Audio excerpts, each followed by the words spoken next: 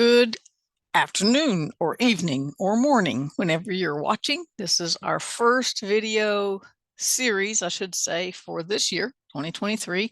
Lots of exciting things in store. I have lots of plans, so we'll see how it turns out, right?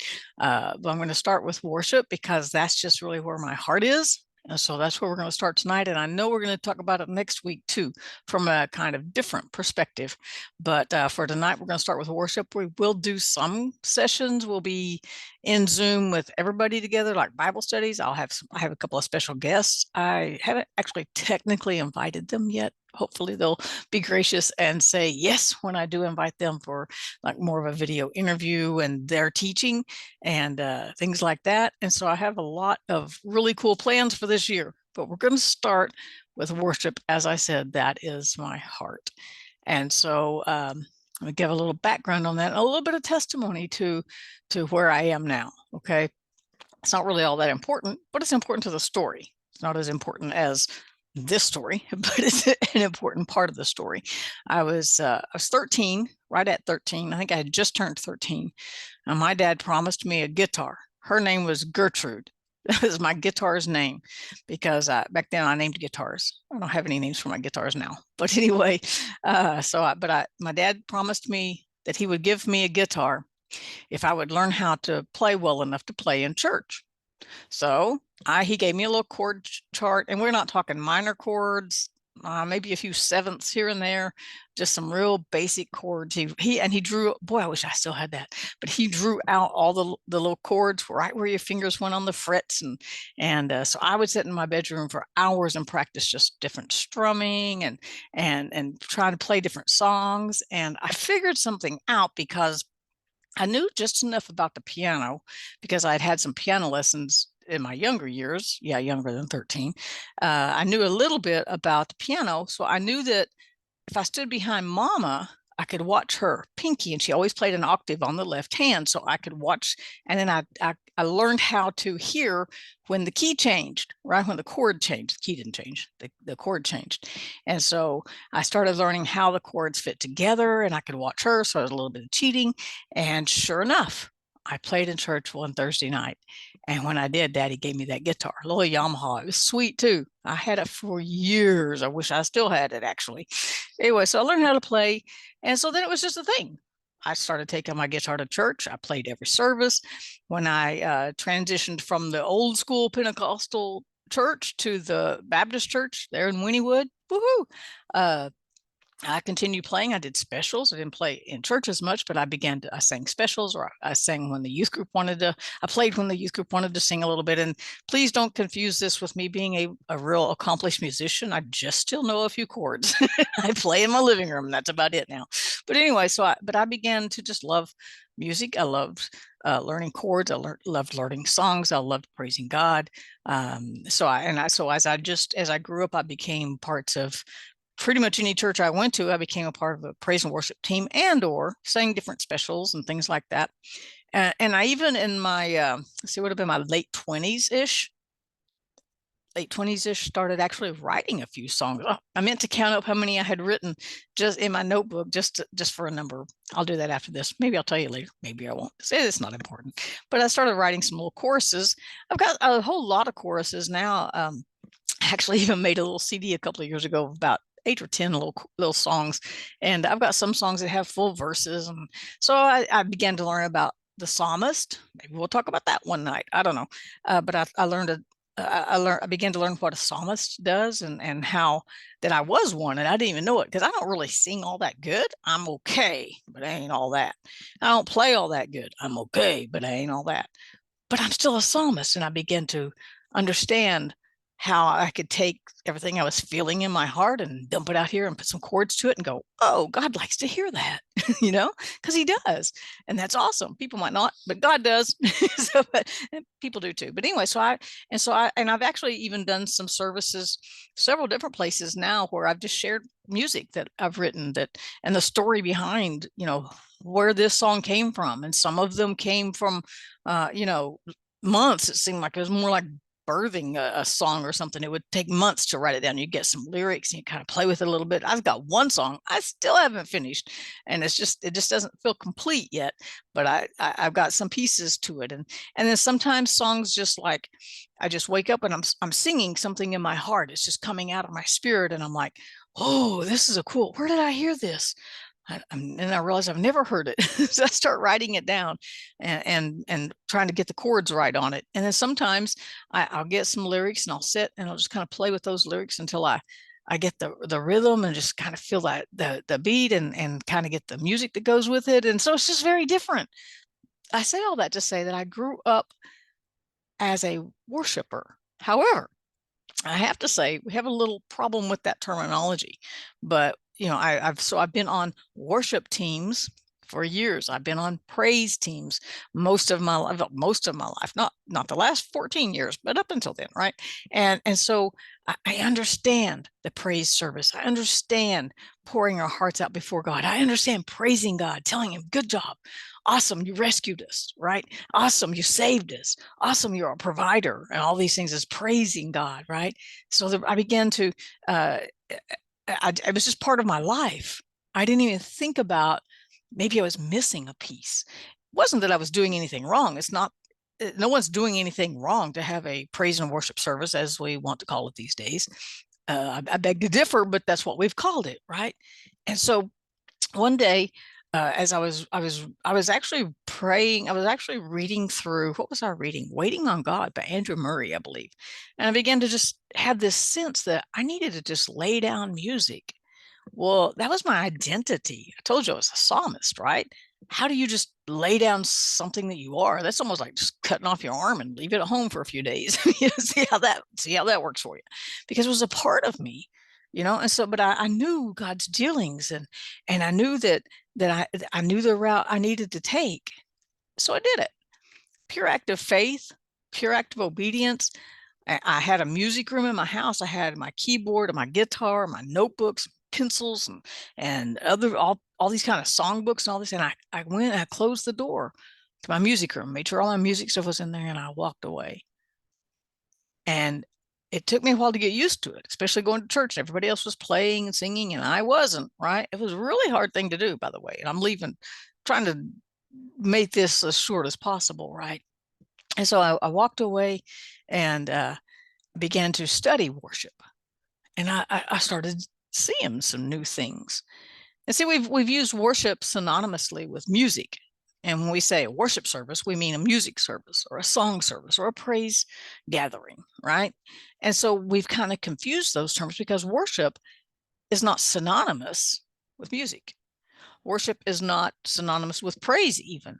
Worship is not synonymous with hymns or singing or whatever you want to, but however you usually use that term to refer to music and connect it to music is not exactly right.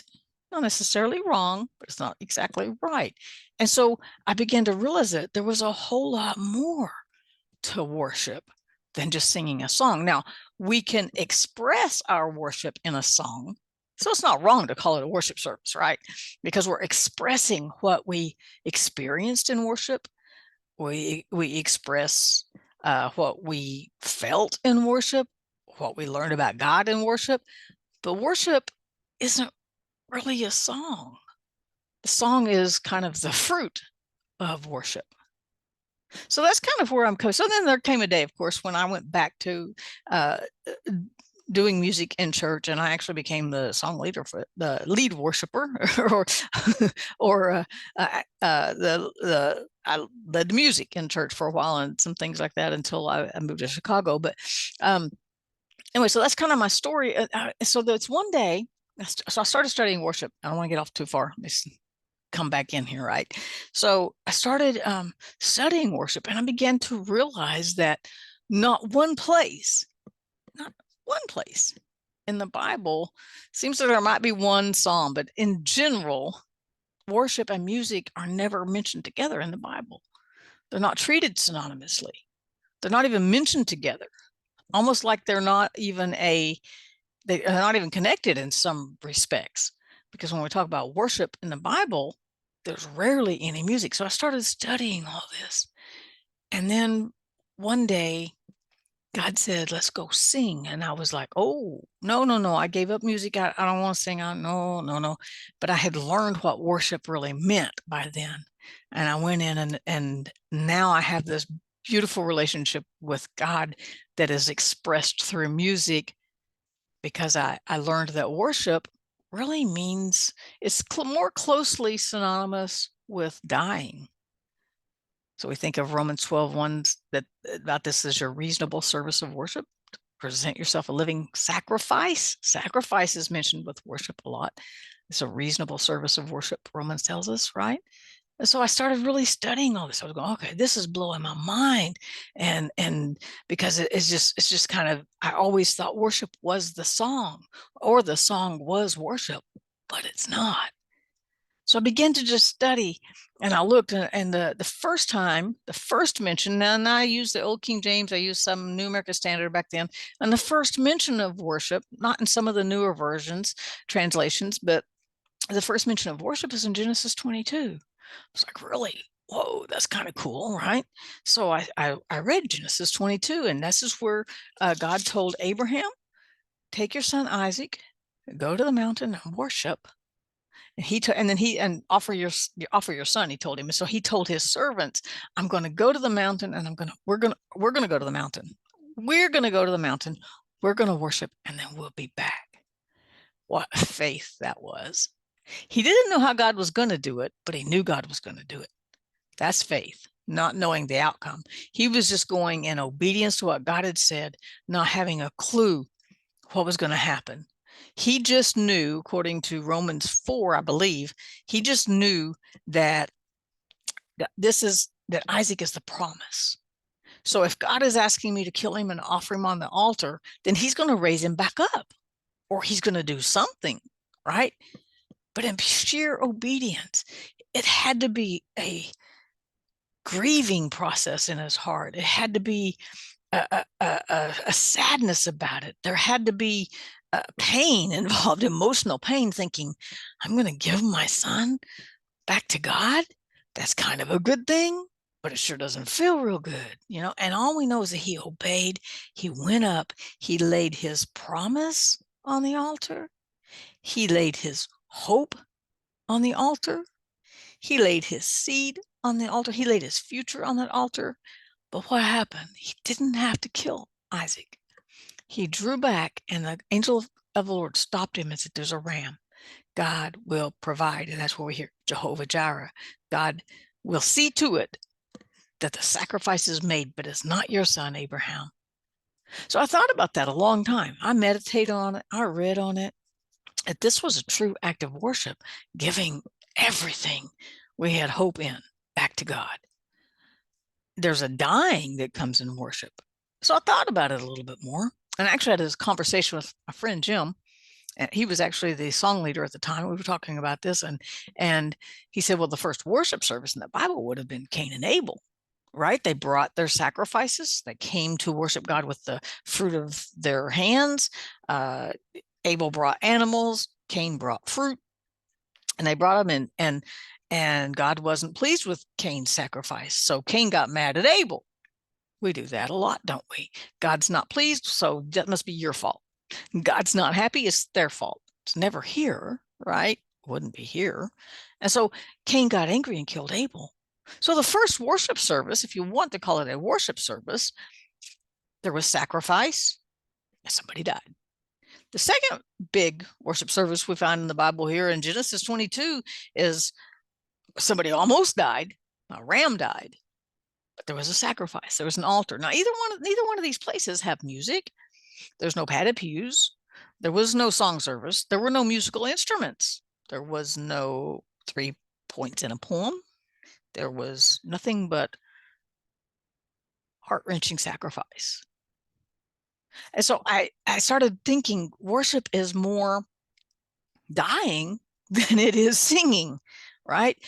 It's not totally accurate, but we could almost say it's that act of dying to our own desires over and over again so that we can fulfill God's desires. Because, oh no, I don't know about you, but my flesh is always fighting.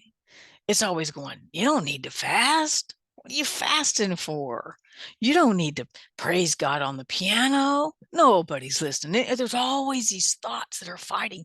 And when we die to those thoughts and we die to the fighting and we live to God because we love him, that's worship. So I propose that dying would be a better synonym for worship than singing, although it's still not a synonym. But that does not fit in our little catchphrases, right? Come, now is the time for dying. No, that won't work. That doesn't work. Or I'm coming back to the heart of dying. No, that doesn't work, right?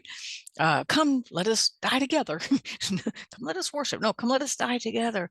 Let us sacrifice. That doesn't feel right. That doesn't sound right. Worship sounds a lot better, but worship really means to die to.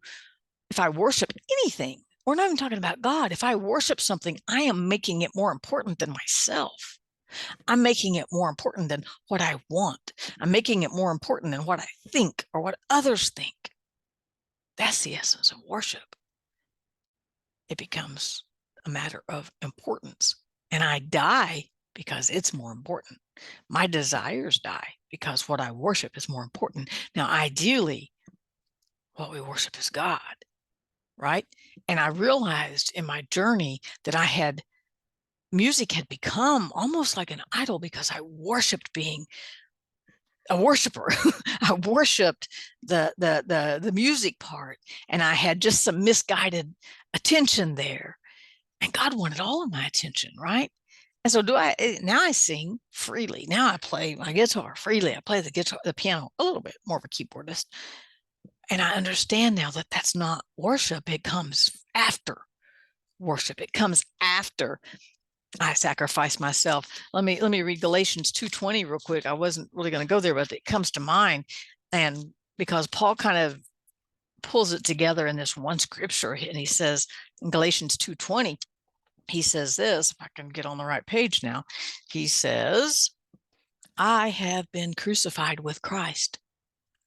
I died with him. We were in him when he was crucified. It is no longer I who live, but Christ lives in me. And the life which I now live in this flesh, I live by faith in the Son of God who loved me and gave himself for me. And so he's saying, I die daily. He actually says it somewhere else. I die every day to my desires because I worship God. That's my act of worship. It's putting God up there first, right? It's putting all of my attention on him. That's worship, and getting it off of myself, right? And so I thought some more about the story about Abraham. And I'm going to wind this down. I don't want to go too long. And so Abraham's, as I said, he laid his promise on there. He laid his future on there. He laid hope on the altar. He laid everything God had told him was going to happen on that altar that day, not knowing how God was going to pull it off, right? And yet God did pull it off. And I'm like, wow, what an amazing story. True story, not story, but what an amazing account of an act of pure worship. Here, God, I'm giving you everything I've got. I don't know how you're going to do it, but I'm giving you everything I've got. Isn't that an amazing kind of parallel to our action of worship? But then I thought, because I think a lot, too much sometimes, what about Isaac? Isaac wasn't a baby. Isaac was not a baby at all, right? He was a young man. Abraham said, I and the lad will go worship and we'll come back. Wait here. We'll be back. We're going to go worship. I don't know. God's going to do this, but we're going to go give God everything. So Isaac goes up and he even tells Abraham in chapter 22, he says, now God, he said, now Dad, he says, there's fire, there's wood, but where is the lamb for a burnt offering? We got all the stuff. Now, this tells me that Isaac was accustomed to this. I don't know how old he was, old enough to talk, think, and reason, right? 13 maybe. And he was accustomed. He knew the elements that needed to go into an offering. And he said, there's fire, there's wood, but there's no lamb. We didn't bring a lamb. What are we going to do? And what did Abraham tell him? My son, God will provide for himself the lamb for a burnt offering. Was that prophetic or what? And so it says they came to the place, and Abraham built an altar there, placed the wood in order, and then he tied Isaac, his son, and laid him on the altar. Now, Isaac was big enough to run. He was big enough to go, what are you doing? I'd have run. I'm sorry. It would not have worked. I'd have run, I'd have fought. I don't know what I'd have done. But Isaac let himself be bound and let himself be placed on the altar. And I'm sure his mind was going, do I really trust my father? Has he lost his mind? Is this dementia to the nth degree? What is going on? He had to have, because he knew the procedure for worship. He knew the procedure for the offering. He knew the fire and the sticks had to be a certain way. And he knew the lamb had to go on there, but all of a sudden he found himself bound, and he found himself part of the offering. He had to be going, something is really wrong here. This is not looking good. But it doesn't say that he argued. It doesn't say that he ran. It didn't say that he wrestled. And Abraham raised his hand and took the knife. And the angel said, whoa, whoa, whoa. We got you covered. God will see to it that you are covered. Jehovah Jireh means God will see to it. God will provide. And so he provided the lamb for the sacrifice. He provided the lamb. And so I put these two together. And this was really earlier as I was preparing for this. I was like, you know what? Which is the greater picture? The Father, picture of God, who gave his son as an act of worship, as an act of service, as a sacrifice, right? God says, I'm going to give my son. He's my beloved son. He's my only son. He's the son of promise. He's the seed of promise. Yet he gave his son, Jesus, and watched him die on that cross because he knew we were on this side of the cross. Wow, is that not amazing? But what is even just as amazing is Isaac is a picture of Christ who didn't wrestle. He didn't run. He says, I know how sacrifice works, God. Okay, Father, I know how sacrifice works. Wait, hold on. I think I'm the sacrifice here. And if we go back and read his wrestling in the garden, he said, not my will. He said, if this is possible, let this pass, but not my will. Yours be done. And he crawled up on the altar. We call it a cross, and sacrificed because of his love for the Father. So I think this picture is just so beautiful of Abraham gives us a picture of God, and God giving it all because he could see us on this side of the cross. He could see the gap bridged by the cross, and he gave his son, just as Abraham gives us this picture of how much he worshiped God and put his son on the altar, right? And then Isaac gives us a picture of Christ and how submissive Christ was to the plan. It says in one place he could have called the angels. They could have come and rescued him, but he didn't. Nevertheless, not my will. This is ultimate worship right here. Not my will, but yours be done. You find yourself in those situations sometimes where you don't like the way things are going, but you're like, it's okay, God. I know you got me. I know you are Jehovah Jireh, the Lord who provides, the Lord who sees to it that it gets done correctly. He already had Jesus planned before he said, let there be light. Jesus was crucified before the foundation of the world. It says in Revelation 13:8, Jesus was crucified, the lamb slain before the world was established. God already knew how he was going to make a way for us to get back to him before Adam and Eve ever broke it. How could you not worship a God like that? And by worship, I don't mean sing a song, although we can sing a song. By worship, I mean, how could you not lay your life down for a God like that? How could we not sacrifice everything, just like Abraham did, for a God like that, right? I'm going to go over here to Romans 12, and I'm almost done. He said this, I beseech you, therefore, brethren, by the mercies of God, that you present your bodies a living sacrifice, daily dying because of our love for God, daily crawling on the altar and going, okay, I'll be the sacrifice. I'm going to sacrifice my thoughts. I'm going to sacrifice my emotions for what you want, God, today. Because this is your let's see, we present your bodies a living sacrifice, which is holy, acceptable to God, which is our reasonable service. And most translations say of worship. So it's the dying to ourself. It's the dying to our desires. It's the dying to what we thought the plan was, to what, and letting God call all those shots. That's true worship. And now we may write a song about that worship. We may write a song about dying, right? We may call it worship, and it is, because when we lay down our thoughts, our desires, our plan, our whatever else, our son, our promise, our hope, and we go, I don't know how you're going to make this happen, God. And I don't even care. I'm just giving it back to you. That is worship.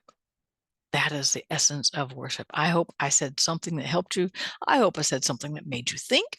I said something that made you want to go study for yourself and go, wait a minute, that can't be right. Or that can be right. Or, oh, what'd she say there? I hope you found something in here useful. Have a great evening. This is our first series. I'll see you back here next Thursday night at 7 o'clock. And have a great day. Have a great week. Until then.